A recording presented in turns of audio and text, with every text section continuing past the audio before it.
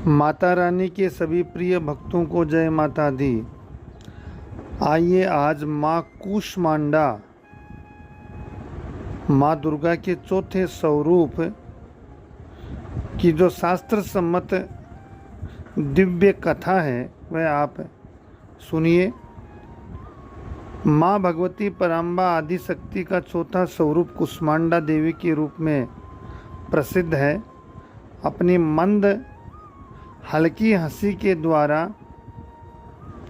ब्रह्मांड को उत्पन्न करने के कारण उन्हें कूष्मांडा देवी के नाम से अभिहित किया गया है।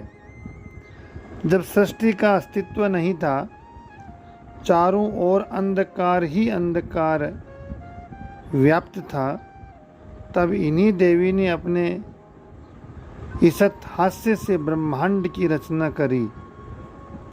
अतः यही सृष्टि की आदि स्वरूपा आदि शक्ति, इनके पूर्व ब्रह्मांड का अस्तित्व था ही नहीं। इनका निवास सूर्य मंडल के भीतर के लोक में है। सूर्य लोक में निवास कर सकने की क्षमता और शक्ति केवल इन्हीं में है। इनके शरीर की कांति और प्रभावी सूर्य के समान ही देदीप्यमान और भास्वर है। इनके तेज की तुलना इन्हीं से की जाती है। अन्य कोई भी देवी देवता इनके तेज और प्रभाव की क्षमता नहीं कर सकते। इनके तेज और प्रकाश से दसों दिशाएं प्रकाशित होती रहती है। ब्रह्मांड की सभी वस्तुओं और प्राणियों में अवस्थित तेज इन्हीं की छाया है। इनकी 8 भुजाएं हैं। यह अष्टभुजा देवी के नाम से विख्यात है।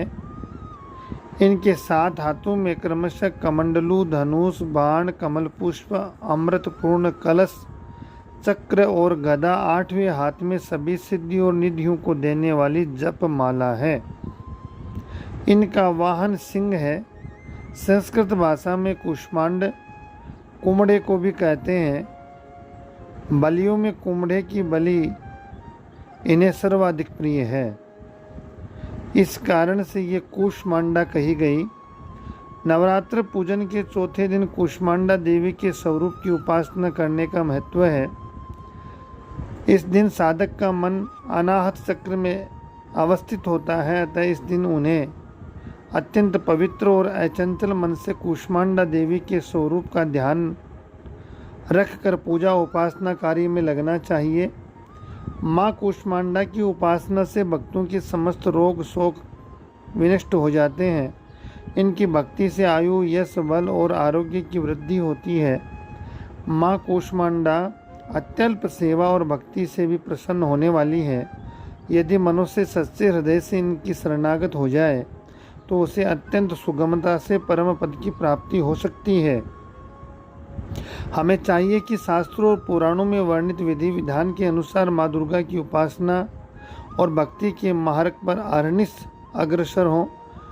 माँ के भक्ति मार्ग पर कुछ ही कदम आगे बढ़ने पर भक्त साधकों को उनकी कृपा का सूक्ष्म अनुभव होने लगता है।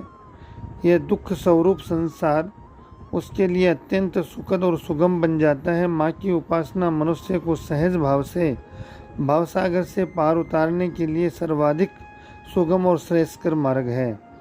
माँ कूष्मांडा की उपासना मनुष्य के आदियों व्याधियों से सर्वथा विमुक्त करके उसे सुख, समृद्धि और उन्नति की ओर ले जाने वाली है।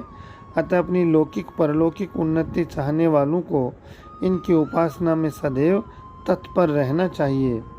इस प्रकार से माँ कूष्मांडा देवी का ये है मातम्य आपने श्रवण किया।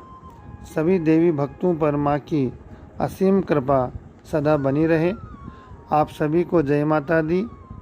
जय सिया राम, जय श्री कृष्णा।